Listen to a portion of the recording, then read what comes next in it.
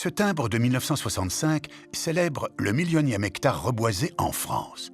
Cet énième hectare replanté marque symboliquement l'action du reboisement entamé 140 ans plus tôt. Il est surtout l'occasion pour l'État de rappeler son souci de préserver ce bien commun si précieux qu'est la forêt. Au début de notre ère, les Romains surnommaient le territoire français qu'ils venaient de conquérir la Gaule chevelue, la forêt française couvrant alors près de 75% de la France actuelle. Au XIVe siècle, la moitié de la forêt française a disparu. Entre 950 et 1300, la population a doublé et il faut lui donner à manger. Les surfaces agricoles augmentent.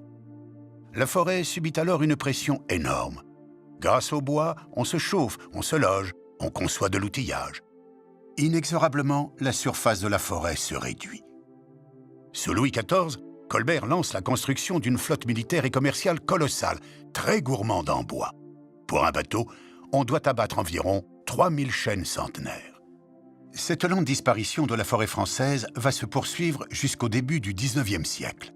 L'essor industriel et son besoin en énergie venant finir le travail. Par la suite, grâce à l'amélioration technique et scientifique, les besoins en bois se réduisent.